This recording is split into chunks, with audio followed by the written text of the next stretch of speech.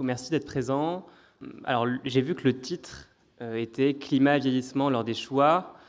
L'idée de nos rapports que l'on mène à nos associations, c'est qu'il n'y ait pas besoin de faire ce choix, qu'on puisse continuer à pouvoir vieillir dans un contexte climatique et énergétique qui évolue rapidement. C'est l'idée des différents rapports que je vais vous présenter là.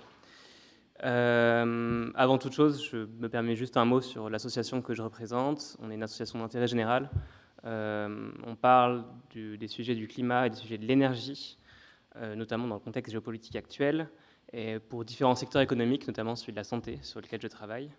Voilà, le but, c'est d'influencer, d'éclairer le débat public pour orienter les décisions, notamment dans le secteur de la santé.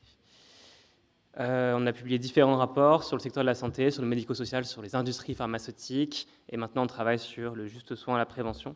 On verra que c'est deux éléments qui peuvent aussi s'appliquer, le juste soin et la prévention, au médico-social. Et juste avant de rentrer dans le dur, je vais commencer par une introduction pour comprendre un petit peu pourquoi je suis là et pourquoi je pense que c'est important que vous écoutiez cette intervention de 30 minutes environ.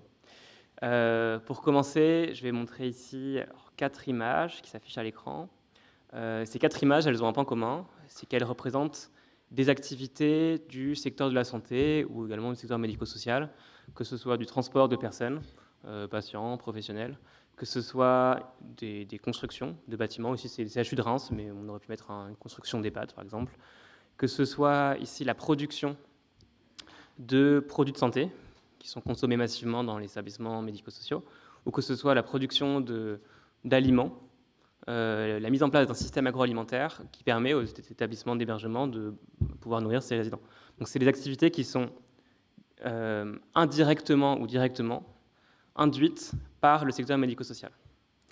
Et il y a un point commun entre ces 4 activités, c'est qu'elles induisent toutes des consommations d'énergie fossile, notamment de pétrole, de gaz et parfois du charbon, que ce soit de manière directe quand on transporte quelqu'un, un patient, un professionnel, on consomme du carburant et donc du pétrole. De manière indirecte, quand on va manger un steak frites, ou faire manger un steak frites dans un lieu d'hébergement, on ne va pas émettre du CO2 directement lorsqu'on ingère ce steak frites, heureusement d'ailleurs, mais par contre on va induire les émissions de gaz à effet de serre et des consommations d'énergie fossile en amont, lors de la production de ce steak frites, que ce soit pour faire rouler la moissonneuse batteuse que vous voyez là, pour produire les engrais azotés qui vont servir à la production agricole de différentes céréales, que ce soit pour conditionner, transporter les aliments. En fait, à chaque étape, on consomme des énergies fossiles, et ça vaut pour absolument tout. On a eu besoin de pétrole et de gaz pour produire les fauteuils sur lesquels vous êtes assis, les vêtements que vous portez, les micros qui sont devant moi. En fait, on ne peut rien faire aujourd'hui sans pétrole. Aujourd'hui, on est vraiment dépendant, et c'est cette dépendance qu'il faut essayer d'enrayer, y compris dans le secteur médico-social. On en consomme tout le temps, on en consomme beaucoup. Là, à titre d'exemple, je ne sais pas si vous avez déjà vu un baril de pétrole. Bon, a priori, il y a peu de chance. C'est quelque chose qui fait à peu près 1 mètre de haut. Tous les jours, on consomme l'équivalent de 6 fois le diamètre de la Terre en barils de pétrole aligné. C'est ce qu'on consomme chaque jour. On consomme d'ailleurs de plus en plus. En charbon, c'est pareil, on consomme l'équivalent de 45 fois la masse du Burj Khalifa à Dubaï, qui est le plus haut bâtiment au monde. On consomme beaucoup et de plus en plus. Là, ici, on a les consommations mondiales d'énergie fossile, pétrole, gaz, charbon. On a battu des nouveaux records, d'ailleurs, en 2025, à la fois en pétrole, à la fois en gaz et à la fois en charbon. C'est intéressant. On en consomme de plus en plus et il ne vous a pas échappé qu'on vit dans un monde fini. Autrement dit, il y a des frontières autour de la planète Terre, en tout cas pour l'instant, et a priori, ce sera le cas pour encore assez longtemps. Et donc, on a une quantité finie de ces ressources fossiles présentes sur Terre. Et donc la quantité restante est une fonction strictement décroissante, a priori qui tend vers zéro. Et ça induit 2 choses. En fait, on consomme beaucoup d'énergie fossile. Quand on les consomme, on induit quelque chose qui s'appelle l'effet de serre, qui est un processus à la base naturelle qui permet à ce qu'on ait une vie sur Terre et une température autour de 20 degrés sur Terre. Ce processus naturel est déréglé par les émissions de gaz à effet de serre d'origine humaine, ce qui induit ce que vous connaissez, le changement climatique. Nous, en fait, on parle de double contrainte liée à ces consommations d'énergie fossile, à la fois la contrainte climatique, qui induit le changement climatique que vous connaissez tous, que vous avez fait l'expérience d'un événement extrême qui était lié, ou en partie lié, au mois de mai dernier. Il y a une autre contrainte, c'est la contrainte énergétique. En fait, on n'a pas une quantité infinie d'énergie fossile et on va en souffrir, on en souffre déjà d'ailleurs, de difficultés d'approvisionnement et on a un contexte général de raréfaction de ces approvisionnements. Pour illustrer ça, ces conséquences de cette double contrainte, déjà sur les établissements de santé. Ici, on a une carte qui représente tous les établissements hospitaliers de France. On pourrait avoir fait le même travail sur les EHPAD, ça aurait été les mêmes résultats. Ici, c'est pour des températures de référence, donc avant les effets du changement climatique. Les petits points, chaque point c'est un établissement hospitalier, et les petits points sont bleus quand ils sont confrontés moins de 5 jours par an à des températures très chaudes, donc supérieures à 35 degrés. Donc avant les effets du changement climatique, aucun établissement n'était confronté en moyenne à des températures très chaudes plus de 5 jours par an.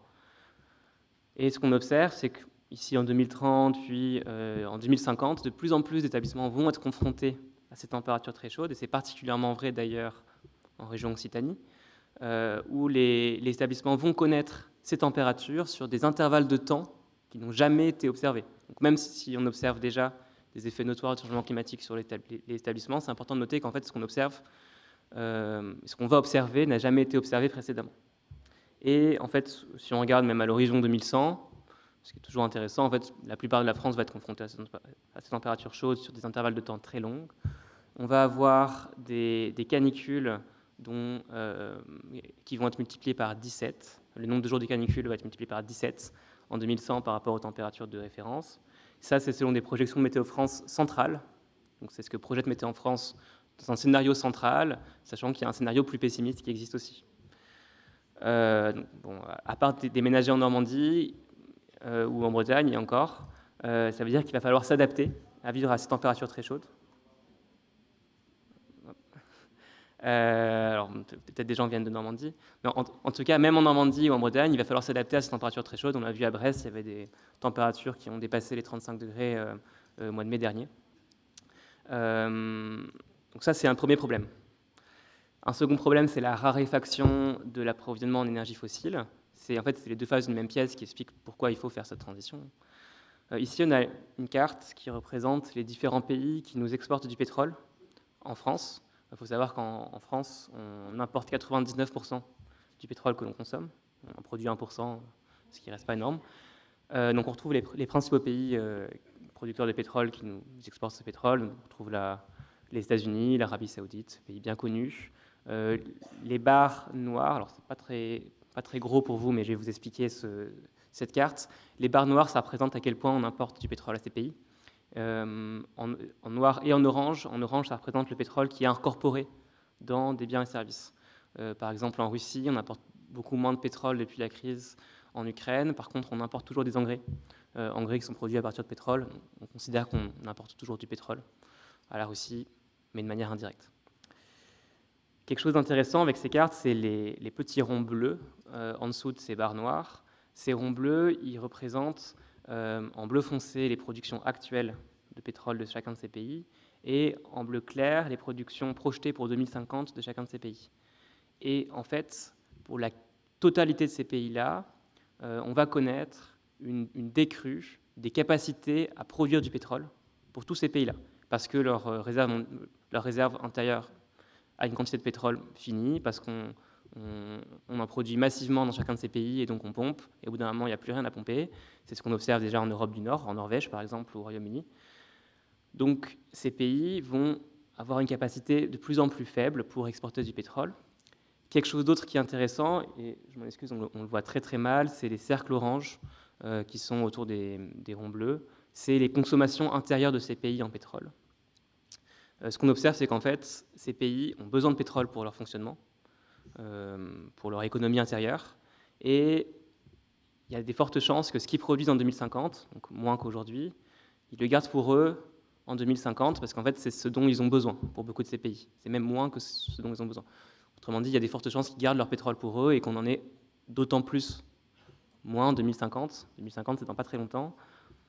Et donc ça peut induire des conséquences très fortes pour le secteur médico-social. On en connaît déjà des conséquences quand on a eu des pénuries de gaz en hiver 2022. On a des établissements de santé qui ont vu leur facture énergétique se multiplier. Et beaucoup d'établissements auraient pu mettre la clé sous la porte, d'ailleurs, sans bouclier sanitaire de la part de l'État, un bouclier sanitaire qui n'arrivera pas forcément dans les prochaines crises énergétiques qui vont se produire. En fait, on sait qu'elles vont se produire quand on regarde les capacités des pays à exporter dans le futur. Autre exemple récent, la hausse des prix du carburant avec la crise du canal d'Ormuz, avec notamment les prix à la pompe qui ont été multipliés par un certain nombre, et ça se concrétise dans les factures des aides de domicile, qui, dans certains cas en tout cas, voient leur coût de prise en charge augmenter, et on pourrait imaginer, ça pourrait détériorer les capacités des aides de domicile à apporter des soins, notamment dans les milieux ruraux.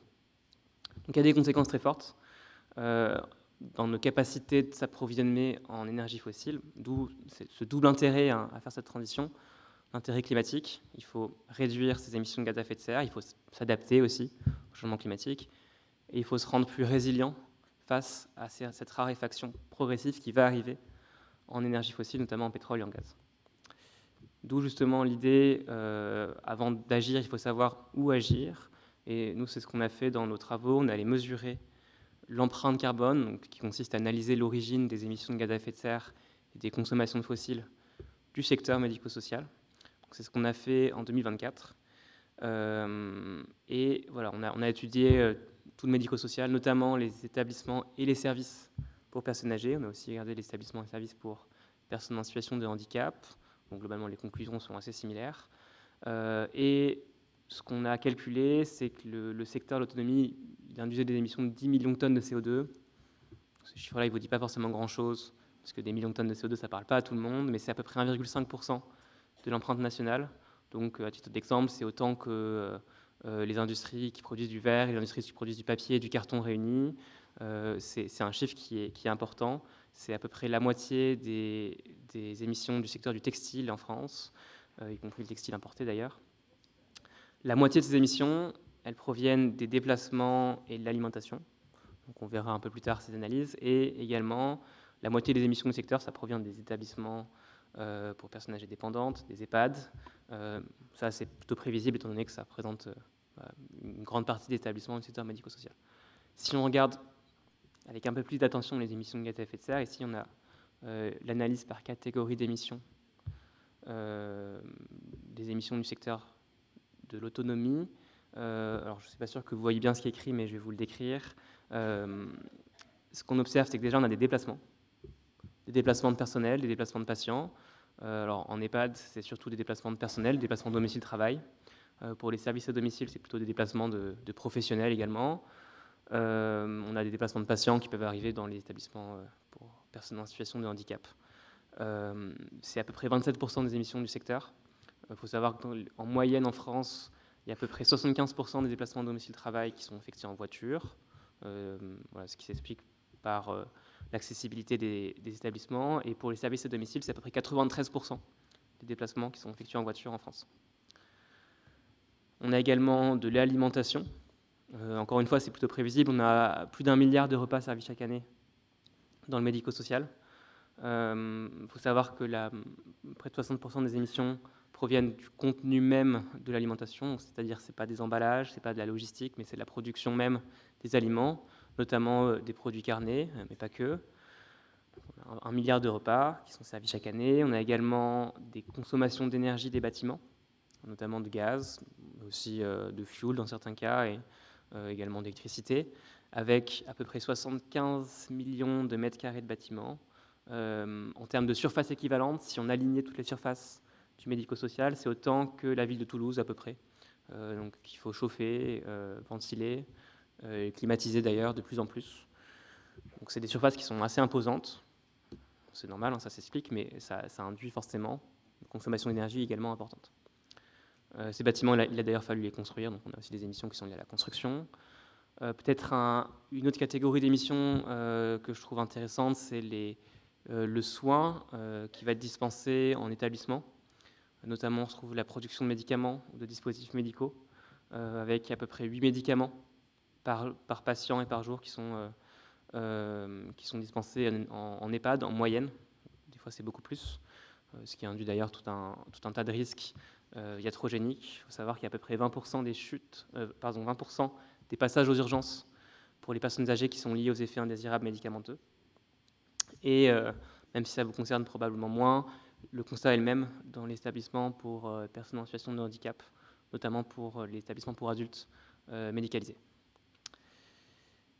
Donc on a beaucoup de production de médicaments, ce qui induit un fonctionnement d'industrie chimique, d'industrie complexe, d'industrie mondialisée d'ailleurs, parce qu'on ne produit pas tous les médicaments en France, loin de là. Également, pour terminer, on a des émissions qui peuvent provenir notamment du traitement des déchets, ou du linge, de la blanchisserie. Voilà. On a d'autres sources d'émissions pour compléter ce tableau, mais ce qu'il faut retenir peut-être, pour être plus clair, on peut décomposer les émissions de gaz à effet de serre en 4 quarts. Souvent, c'est plus facile à retenir. Un quart qui va être lié à des déplacements de tout un tas de choses, mais globalement, plutôt des déplacements en voiture, de patients ou essentiellement de professionnels. Un quart qui va être lié à de l'alimentation, avec des repas qui vont être servis. Un quart qui va être lié à des consommations d'énergie, notamment des bâtiments. Et un quart qui représente tout le reste, notamment la construction des bâtiments, notamment les soins prodigués ou le traitement des déchets. Voilà pour ce tableau des émissions de gaz à effet de serre. C'est beaucoup de chiffres. Nous, on est ingénieurs, on aime bien les chiffres. Ce n'est pas le cas de tout le monde, on le sait, mais c'est à partir de ces chiffres que l'on peut imaginer comment prioriser des actions de décarbonation. Nous, on trouve ça essentiel, parce qu'en fait, s'il ne s'agit pas de vouloir décarboner pour décarboner, il faut savoir où mettre son énergie, son temps et ses investissements également. Donc c'est à partir de ce tableau-là qu'on a réfléchi à une feuille de route de décarbonation pour le secteur. C'est un travail qu'on a fait avec la CNSA.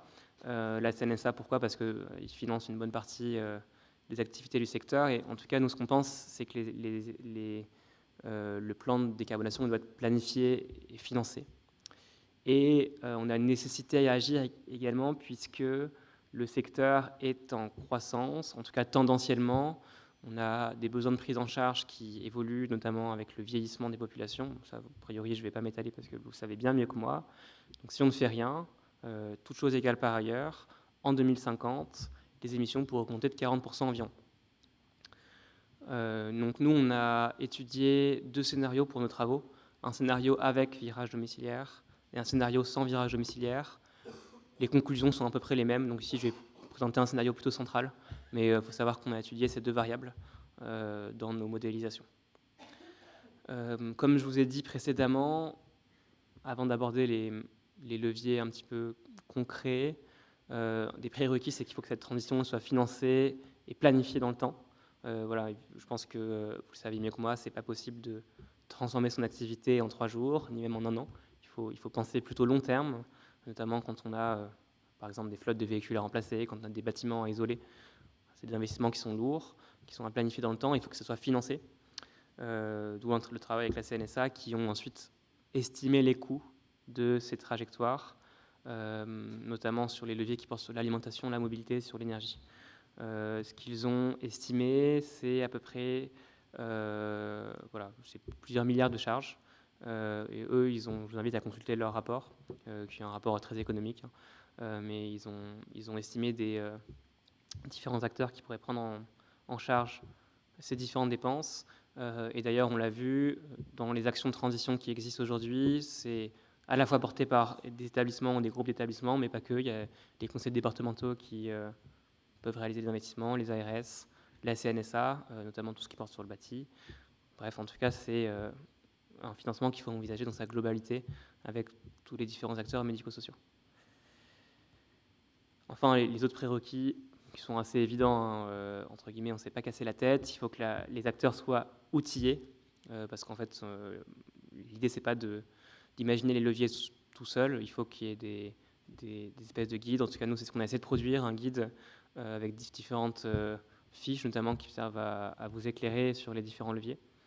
Il faut qu'il y ait des formations, des sensibilisations pour accompagner à la fois les professionnels et à la fois les usagers, puisque c'est des transformations qui peuvent les impacter, qui peuvent impacter leurs conditions d'hébergement, de vie. Alors, nous, un prérequis pour nos travaux, c'est que les conditions de vie soient au moins à qualité égale, voire à qualité supérieure. Mais dans tous les cas, il faut qu'ils soient embarqués dans cette transition. Et d'ailleurs, c'est ce qu'on observe, hein, pour différentes actions, par exemple sur l'alimentation, ça se passe beaucoup mieux, et la qualité de vie de l'hébergement est largement améliorée quand on embarque les usagers dans les réflexions. Si on passe maintenant au levier un peu plus concret pour agir, alors Je ne vais pas tous les faire parce qu'on en aurait pour des heures et je pense que lors de la sieste, faisant ressentir, peut-être que vous ne m'écouteriez pas jusqu'au bout. Mais bon, globalement, l'idée, c'est qu'on puisse arriver à une décarbonation très forte du secteur de l'autonomie pour 2050. En tout cas, c'est nous l'objectif que l'on s'est fixé.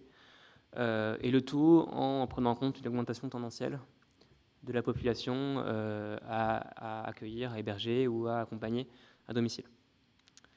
Et donc, on a modélisé, notamment en concertation avec les différents acteurs du secteur, des leviers qui portent sur les différentes catégories d'émissions que l'on a identifiées. On a modélisé leur action, on s'est assuré de leur pertinence justement et de leur faisabilité à long terme à l'aide de notre consultation d'acteurs. Et donc par exemple, si on regarde les déplacements, à titre d'exemple, des leviers qu'on a pu imaginer, c'est par exemple, de manière assez logique finalement, ce n'est pas des leviers qui sont surprenants, l'électrification des flottes pour les services à domicile. À titre d'exemple, on a des départements qui ont financé des flottes de véhicules électriques pour les aides à domicile sur leur territoire, par exemple la Creuse ou la Gironde, ont effectué ce genre d'investissement. Et c'est des départements aujourd'hui qui ne regrettent pas leur investissement, étant donné l'augmentation du prix à la pompe. C'est des départements qui maintenant réalisent des calculs, qui sont aperçus qu'en fait, le retour sur investissement, il avait prévu pour 15-20 ans. En fait, probablement qu'il sera beaucoup plus rapide, étant donné l'instabilité des prix d'énergie fossile sur les marchés mondiaux. On peut faciliter l'acquisition de véhicules électriques, on peut également optimiser les distances parcourues, par exemple en optimisant les déplacements, notamment par exemple en mettant en place des modèles d'équipes autonomes locales. Ça a été plutôt des succès dans les différents territoires d'expérimentation, où globalement on va répartir ou laisser aux aides à domicile se répartir des territoires où elles auraient une exclusivité dans les personnes à prendre en charge, les petits territoires qui sont parfois autour de chez elles, ou en tout cas avec des patients qu'elles aiment bien. Ça permet de diminuer la taille des tournées, de le diminuer très fortement et même de diviser par 2 les kilomètres parcourus. Ça se répercute à la fois sur des taux d'absentéisme qui diminuent, sur des coûts pour les aides à domicile qui sont largement inférieurs, sur des temps de déplacement qui sont drastiquement réduits. Donc on a des effets très positifs, le tout avec finalement pas beaucoup d'investissement, c'est juste des modèles organisationnels à développer. C'est ce qui se fait beaucoup dans les pays du Nord, ce qu'on appelle les modèles Buurtzorg, voilà, pour les connaisseurs. C'est des exemples de leviers, ici c'est sur les services à domicile, mais en fait on pourrait les détailler sur l'alimentation, sur les consommations d'énergie, sur les produits de santé, et avec plaisir pour répondre à vos questions sur ces différents volets, notamment dans le temps dédié. Mais en tout cas, quand on modélise l'effet de ces leviers-là, quand on les calcule, on s'aperçoit qu'on peut, il est possible, en tout cas en théorie, réduire les émissions très fortement du secteur. En fait, on n'est pas loin des objectifs qu'on se fixe pour 2050, qui sont les objectifs de l'accord de Paris. On n'y est pas loin, il faut une petite baisse supplémentaire, et je vais y venir juste après. En tout cas, c'est plutôt une bonne nouvelle, avec des leviers qui ne sont pas des leviers révolutionnaires. On n'a pas réinventé les choses. En fait, on peut décarboner très fortement le secteur et le rendre beaucoup plus résilient. Donc voilà, pour terminer cette présentation, peut-être quelques points à retenir, parce qu'on a vu beaucoup de chiffres, beaucoup de choses. Si je reviens sur des points un peu essentiels, le secteur, il émet une certaine quantité d'émissions de gaz à effet de serre, 10 millions de tonnes. Ce n'est pas forcément un chiffre à retenir parce que c'est entre guillemets un peu du jargon. Ce qu'il faut retenir, c'est qu'il y a un quart qui est lié au déplacement, un quart pour l'alimentation, un quart pour les consommations d'énergie et un quart pour le reste, notamment on peut retenir les soins ou les constructions de bâtiments.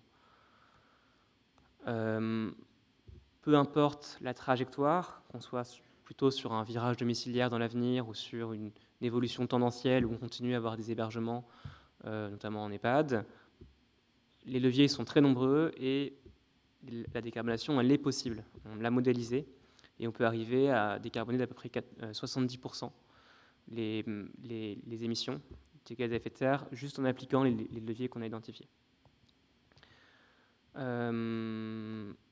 Et également, quelque chose que je n'ai pas mentionné, mais c'est que le secteur de l'autonomie, il a une influence également sur la décarbonation du reste de la société.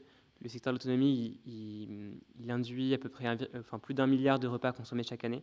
Si l'ensemble du secteur se mettaient à consommer localement avec les nourritures biologiques. Alors, je ne dis pas que ce sera possible dès demain.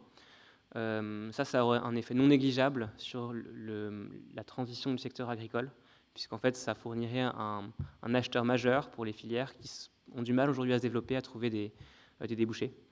Et donc, le secteur public et le secteur médico-social, et également médico-social privé d'ailleurs, peut donner un sacré coup de main, notamment à ces filières, notamment agricoles, et également de mobilité, pour plus largement la décarbonation. Peut-être en guise d'ouverture, on a vu qu'on n'était pas loin d'une décarbonation, on va dire, qui s'approche des accords de Paris, de moins 80%. On n'est pas très loin, on arrive à 70%, mais on n'y est pas tout à fait. Quelques pistes. Alors bon, déjà, on n'a pas tout identifié, on n'a pas la science infuse, et il y a peut-être d'autres choses que d'ailleurs vous faites qu'on n'a pas identifiées. Également, voilà, on peut développer la recherche et imaginer d'autres leviers. Mais en fait, un des leviers finalement qui paraît presque évident quand on y pense, ce serait de réduire la demande du secteur, et ça notamment via la prévention, et notamment la prévention de la perte d'autonomie, en augmentant la durée de vie en bonne santé. Il faut savoir qu'aujourd'hui, la durée de vie, elle augmente tendanciellement, en tout cas elle stagne. Par contre, on peut toujours faire augmenter la durée de vie en bonne santé, c'est-à-dire sans dépendance. Et ça permettrait de diminuer le recours au secteur, en tout cas diminuer l'augmentation tendancielle de ce recours au secteur, et avec différents scénarios ici de l'INSEE, notamment de prévention de la perte de la dépendance, on voit qu'il est possible de freiner l'augmentation tendancielle du recours au secteur, notamment voilà, en mettant en place tout beaucoup d'actions d'inclusion dans la société des personnes âgées pour réduire leur dépendance à la fois psychologique et à la fois physique, en développant des activités de sport adaptées. Voilà, il y a tout un tas de leviers qui existent, qui sont en cours de développement. On a beaucoup, je pense, à s'inspirer des pays étrangers pour ça, pour une meilleure inclusion des personnes âgées dans le reste de la société. Ça vaut aussi pour les personnes en situation de handicap. En tout cas, ces leviers existent. Il faut y penser. Alors, peut-être que ce n'est pas uniquement à l'échelle du secteur médico-social, mais plus largement à l'échelle des territoires qu'il faut imaginer ça, avec notamment, on peut imaginer des développements, des coopérations entre médico-social et territoires, communes, par exemple. En tout cas, c'est un levier qui est également important pour décarboner le secteur, c'est réduire le recours à ce secteur. Voilà pour ça. Alors, on a dit beaucoup de choses, j'aurais pu parler des heures, heureusement pour vous, ça n'a pas été le cas. Tout ça pour dire qu'on a des publications qui sont accessibles en libre accès sur notre site internet. Notamment, on a fait ce qu'on appelle des fiches leviers, qui permettent de synthétiser un petit peu les leviers principaux. Ces fiches sont à destination des cadres et directeurs d'établissement pour la transition du secteur. Donc je vous invite à les consulter, et il y a également d'autres ressources, d'autres acteurs que nous qui existent, notamment c'est le cas de l'ANAP, mais c'est le cas aussi de beaucoup d'organisations territoriales qui mettent à disposition de plus en plus de documentation. Donc en fait, vous n'êtes pas, entre guillemets, tout seul, il y a beaucoup de choses qui existent dont on peut s'inspirer. Je vous remercie de votre attention. Merci beaucoup, Baptiste. Merci. Merci. Mesdames, Messieurs, si vous avez des questions à poser à Baptiste sur ce que vous venez d'entendre, voilà, n'hésitez pas à lever la main. Nous allons faire passer des micros dans la salle. Oui, moi j'ai trouvé votre propos très intéressant, mais il me manquait un élément que peut-être vous n'avez pas, mais qui serait intéressant pour nous d'avoir, c'est quoi le ratio pour un résident dans un EHPAD sur tout ce que vous avez évoqué, la consommation alimentaire, etc., versus le citoyen lambda, quoi. Parce que c'est difficile pour nous de comprendre vos chiffres sans avoir ces éléments-là. Enfin, pour moi. Alors, on n'a pas fait ce calcul-là, enfin, on ne l'a pas illustré dans nos rapports, on l'a calculé, nous, dans notre coin.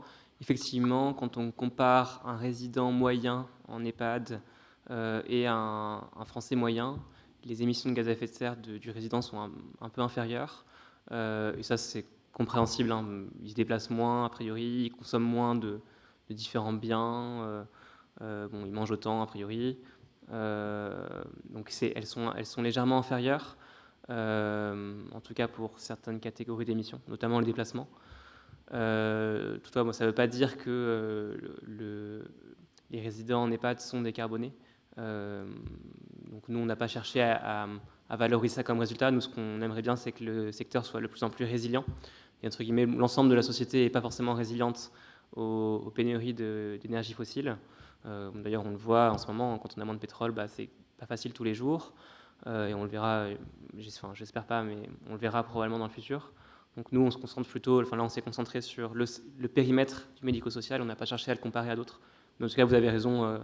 Quand on compare, les émissions par personne, en tout cas, sont légèrement inférieures en EHPAD. Fait, ce qui est intéressant, c'est finalement de voir que quand il y a un habitat collectif, automatiquement, on peut toujours faire mieux et décarboner, mais de fait, on est déjà... Parce que si vous voulez vos chiffres au début, quand on les entend, moi, je trouve ça un petit peu culpabilisant en soi, de se dire, oui, ils polluent, enfin voilà, nous polluons, etc. Mais par contre, si on le ramène à l'ensemble d'une société et d'un individu, là, on n'est plus dans les mêmes ratios. Et effectivement, on peut toujours faire mieux, on peut décarboner, mais est-ce qu'il faut commencer par nous, enfin par le collectif, ou est-ce que le collectif n'est pas aussi une réponse en soi ? Alors, vous avez tout à fait raison. Alors, il y a des avantages à vivre dans les hébergements collectifs, notamment il y a moins de surface par personne, donc il y a moins de consommation d'énergie, par exemple pour le chauffage. Il y a d'autres inconvénients, typiquement la standardisation des repas, ça induit plus de gâchis alimentaires. Donc, je n'ai pas étudié la balance sur chacune des catégories. Par contre, alors, si le discours a été ressenti comme culpabilisant, c'est que je me suis très mal exprimé, en tout cas j'ai mal été compris. L'objectif, c'est plutôt de s'apercevoir qu'on a des vulnérabilités, et l'objectif, c'est d'en avoir le moins possible dans le futur. C'est pas de pointer quelqu'un. En fait, on peut pointer tous les secteurs économiques français, absolument tous, et on s'apercevra que oui, en fait, ils sont dépendants de pétrole pour leurs activités, et que oui, il faudrait qu'ils émettent moins de gaz à effet de serre. Ça vaut pour tout le monde, ça vaut pour moi-même, ça vaut pour l'ensemble des secteurs économiques. Et plus on descend, plus on a des précisions sur les secteurs. Mais en fait, l'idée, c'est pas de culpabiliser. En fait, dès qu'on fait quelque chose, on induit des émissions de gaz à effet de serre. Donc, en fait, à part en faisant rien, on émet des émissions. Donc, l'idée, c'est pas de culpabiliser. Effectivement, quand on fait plein de choses, on émet plus d'émissions de gaz à effet de serre. Dans les hôpitaux, au bloc opératoire, ils consomment des dispositifs médicaux en quantité massive. Évidemment, ça induit des émissions de gaz à effet de serre. Ça ne veut pas dire qu'il faut qu'on arrête les blocs opératoires. Ça veut peut-être dire qu'il faut que les industries qui produisent ces dispositifs médicaux décarbonent leur site de production, par exemple. Donc l'idée, c'est vraiment pas de se culpabiliser. C'est pas non plus forcément de se comparer à d'autres secteurs. On trouve toujours plus gros que soi. Si on se compare à l'ensemble des industries françaises, évidemment, on va être tout petit.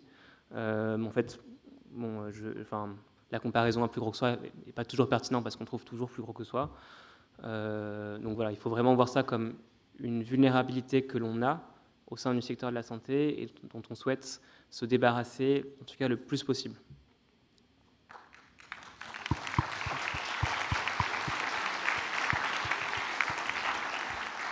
Merci beaucoup. Est-ce que quelqu'un d'autre veut rebondir ou prendre la parole ? Oui, en face de moi. Donc le but, en effet, c'est pas de culpabiliser les gens. Après, déjà, notre première action sur les 0,9 qu'on peut essayer de gagner, il y a les déplacements essentiels et puis il y en a qui sont moins essentiels. Venir à un congrès, on peut venir en train déjà plutôt que venir en avion.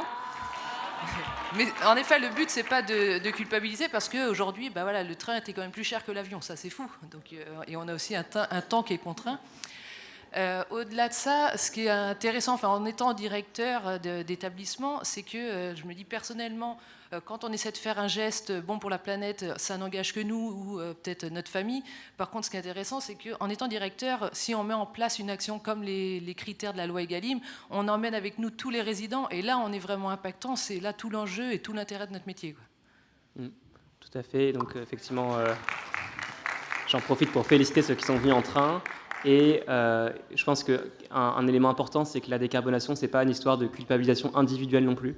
On sait qu'il y a beaucoup de tensions, ça peut cristalliser des tensions, en tout cas ce débat-là, parce qu'on pointe beaucoup les individus dans leur responsabilité des émissions, et en fait ce n'est pas vraiment les individus qui sont responsables de ça. Si on a besoin de se déplacer en avion, et si on choisit l'avion, c'est peut-être parce que les prix sont moins chers et que c'est plus pratique, et ça, ce n'est pas uniquement de notre ressort. Alors, bravo ceux qui sont venus en train.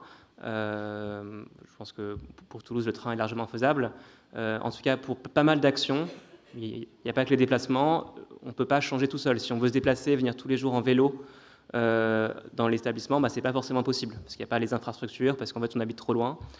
Si on veut que les aides à domicile se déplacent tout en véhicule électrique, même avec beaucoup de volonté, on ne peut pas forcément, parce qu'il n'y a peut-être pas les bornes en bas, les habitats collectifs dans lesquels elles habitent. Donc il y a une responsabilité individuelle, c'est vrai, mais on ne peut pas tout faire en tant qu'individu, il faut aussi des choix collectifs.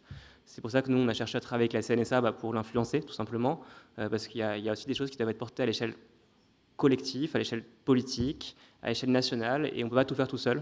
En tant qu'établissement, il y a peut-être des choses que vous aimeriez bien faire. Je pense qu'on a, a priori, je ne serais pas étonné que vous voudriez absolument tous avoir un établissement flambant neuf, bien rénové et qui ne dépense pas beaucoup d'énergie. Bon, ce n'est pas forcément possible, parce que ça coûte très cher de rénover. Donc, entre guillemets, de manière individuelle, on ne peut pas tout faire, et c'est important quand même de le noter, il faut de l'individuel et du collectif. Et c'est aussi pour ça qu'en tant que collectif, il faut aussi se défendre. Et que c'est pour ça aussi qu'il existe ce genre de fédération. C'est des revendications que peuvent aussi porter la FNADEPA en tant que collectif. Ouais, on va prendre une dernière prise de parole, monsieur. Bonjour, merci pour votre intervention. Je voulais juste rebondir sur ce que vous aviez dit tout à l'heure. Vous avez parlé des équipes Buurtzorg, donc ça c'est pour le domicile. Est-ce que du coup pour les établissements, vous connaissez des établissements qui ont travaillé ces solutions plutôt organisationnelles, pas forcément effectivement en rénovation? Et si oui, lesquelles? Et voilà, et juste nous parler un petit peu de tout ça. Alors, je n'ai pas d'exemple d'établissements qui sont réorganisés. On a des établissements qui ont fait différentes actions, qui ont mis en place des partenaires avec des filières locales d'agriculture, voire d'agriculture biologique, par exemple. Je ne sais pas si ça répond exactement à votre question. Bon, si je me lance sur ce sujet-là, parce que j'ai rien d'autre à dire, sur l'alimentation, par exemple, ce qui marche très bien, c'est d'aller identifier les profils des résidents, les profils de mangeurs. Il y en a qui adorent la viande, et en fait, pour ces profils-là, diminuer la proportion de repas carnés, ça induirait une diminution du quantité d'aliments qu'ils consommeraient, donc c'est pas une bonne idée, par exemple. Donc le fait d'aller faire du cas par cas, ça marche très bien, ça permet de largement limiter le gâchis, et les coûts d'ailleurs, et ça c'est un levier qui marche très bien. En tant que réorganisation complète des soins, en tout cas si on regarde les activités de soins par exemple, nous ce qu'on essaie de prôner aussi, c'est d'avoir plus de place pour les actions de professionnels qui réalisent aussi de la prévention, plus de kinésithérapie, plus de thérapie non médicamenteuse, avec développer des actions qui marchent, qui ont fait leurs preuves, comme la musicothérapie par exemple, et avoir moins d'interventions médicamenteuses. Alors c'est la solution entre guillemets un peu simple, parce que entre guillemets elle n'a pas de coût pour l'établissement, et c'est l'assurance maladie qui prend en charge ces coûts, mais en tout cas à la fois pour la qualité d'hébergement et pour les émissions de gaz à effet de serre également, c'est un impact négatif. Alors nous, on essaie de faire en sorte de prôner moins de recours médicamenteux et plus d'humain, parce qu'en fait, il y a beaucoup de cas, on peut remplacer l'un par l'autre, et ça a des co-bénéfices qui sont partout. Bien, merci beaucoup Baptiste, merci pour votre intervention, merci pour vos réponses. Merci à vous.